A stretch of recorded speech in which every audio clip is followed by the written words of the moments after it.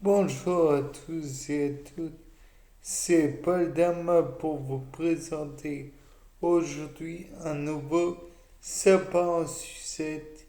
Et aujourd'hui, je me suis posé une question sur les bactéries, étant donné qu'elles n'ont pas de mitochondries. Alors, peuvent-elles faire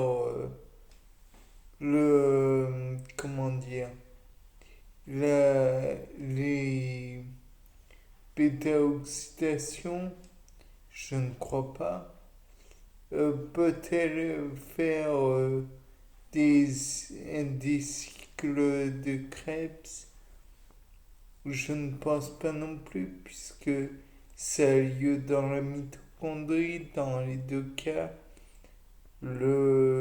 Comment dire, acide gras, l'activation des acides gras pourrait poser beaucoup plus de problèmes et pourrait demander beaucoup plus d'énergie à les produire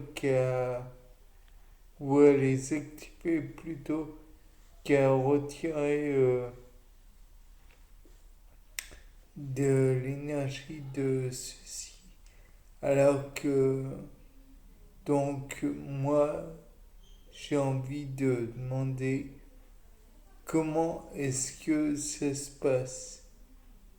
Et pour cela, pas besoin d'aller bien loin. On prend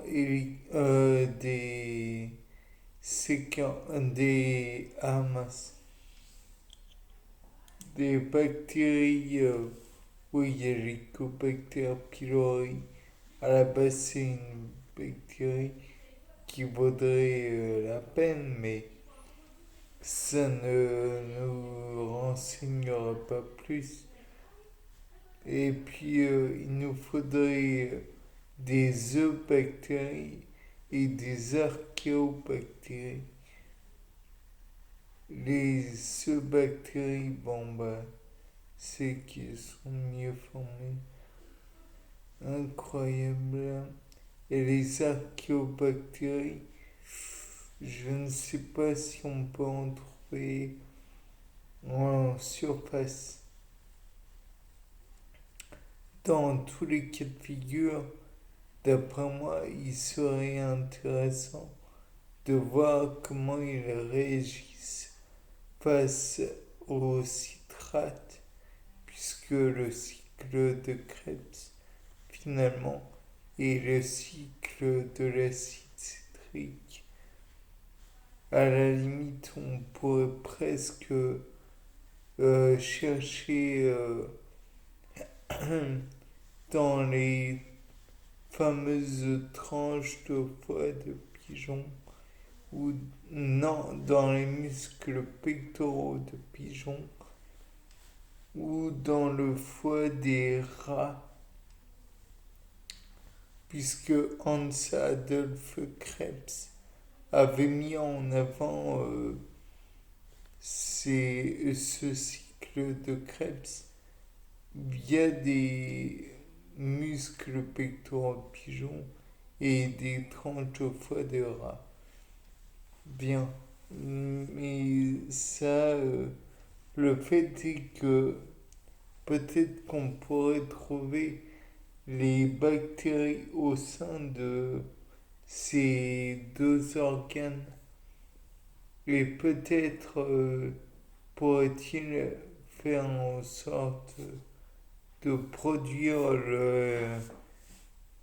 les éléments nécessaires. Peut-être qu'on pourrait même voir les enzymes utiles parce que le métabolisme en lui-même, je suis pas sûr que ça intéresse grand monde. Moi pas en tout cas. Et dans ce cas, peut-être que l'on pourrait voir comment il produit ça, enfin le cycle muscle de Krebs pourrait être peut-être un genre de parasitisme cellulaire dans le sens où la bactérie reste auprès de l'organe producteur et pourrait en retirer les différentes molécules qui pourraient lui être utiles et peut-être pourrait-elle en fait faire de même pour la bêta-oxydation dans le sens où l'organe la bactérie n'étant pas pourvue de foie ou de quoi que ce soit en fait, puisqu'elle n'a pas d'organe, elle pourrait peut-être essayer un genre de parasitisme de l'organe d'un être vivant ou c'est un être humain par exemple. Et en fait, l'être humain produirait de quoi passer entre les différentes étapes, donc pourrait produire les différentes enzymes permettant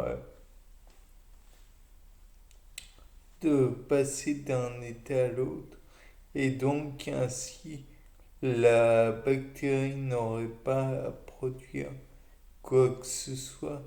Il pourrait éventuellement même, comment dire, profiter de de ce mélange. Peut-être pourrait-elle ne avoir chaque produit à chaque fois, ou alors pourrait-elle n'avoir que l'acétyl-CoA final. Peut-être ne serait-elle capable que de produire des molécules permettant le parasitisme du foie d'un être vivant autre qu'elle. Bien, sur ce, c'était Paul Dame pour essayer d'éclaircir en enzymologie ces questions. Au revoir.